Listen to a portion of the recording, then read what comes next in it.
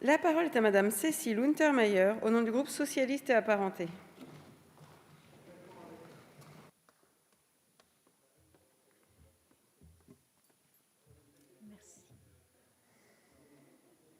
Madame la présidente, madame la ministre, monsieur le rapporteur, mes chers collègues, à la suite des élections régionales de 2021, marquées par une abstention historique de plus de 66%, de nombreux parlementaires, j'en fais partie, mais aussi je citerai mon collègue le sénateur PS Kerrouche, nous avons déposé des propositions de loi visant à instaurer le vote par correspondance.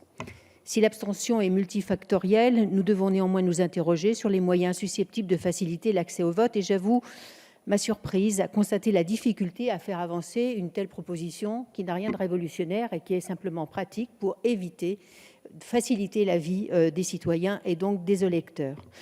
La forme de ma proposition différait, mais sur le fond, nous partageons les objectifs du texte aujourd'hui, examiné pour une raison simple, mettre en place des alternatives au vote classique, qui est une exigence démocratique.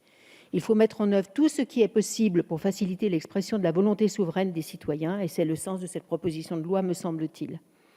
Le souvenir des fraudes à l'époque où le vote par correspondance existait en France pèse injustement lourd aujourd'hui sur les débats.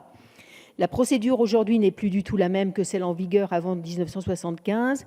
Ces alternatives sont souvent qualifiées par ailleurs de fausses bonnes idées, créant de la méfiance due à la complexité possible de leur mise en place. Mais il me semble quand même que cet argument n'est pas entendable dans une démocratie qui a dû affronter des questions beaucoup plus complexes du point de vue de la logistique.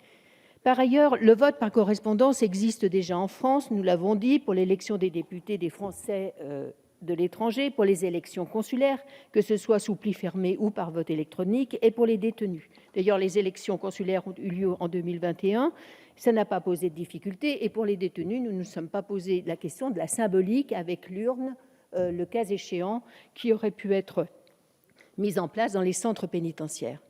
En refusant de rétablir le vote par correspondance, la France est de plus en plus une anomalie parmi les démocraties libérales. L'Allemagne, les États-Unis, la Suisse, l'Espagne, le Royaume-Uni, l'Australie, et cette liste est non exhaustive, s'y sont tous mis.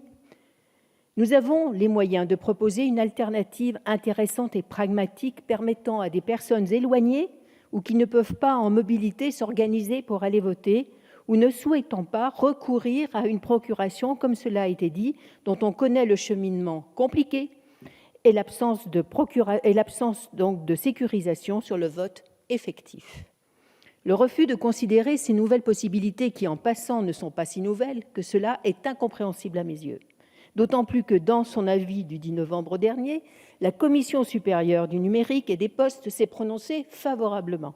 Nous avons bien dématérialisé nos impôts et nous allons de plus en plus vers la dématérialisation des services publics, une dématérialisation à géométrie variable, semble-t-il.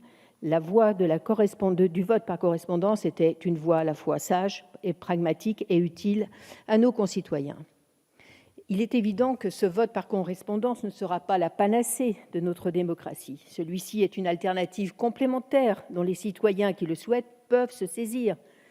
Dans cette recherche de la citoyenneté, il doit être complété par d'autres mesures de facilitation, comme par exemple l'inscription automatique sur les listes électorales, mais ce chantier n'a pas été engagé. Et pourtant, Dieu sait si c'est important quand on constate que 8 millions de personnes sont non inscrites et que 15% des inscrits sont mal inscrits. Oui, le vote par correspondance ne résoudra pas le sentiment de confiscation qui résulte de l'injonction au vote utile, du fait majoritaire et des déséquilibres de nos institutions. Mais ce sera un premier pas et une indéniable avancée démocratique. Si on ne peut pas imaginer au moins une expérimentation qui est confortée par la Poste, demandée par le Conseil supérieur des postes et du numérique, demandée par un groupe de la majorité et demandée ici sur tous les bancs, je reste, je l'avoue, perplexe sur la capacité de progressisme et d'innovation de cette Assemblée.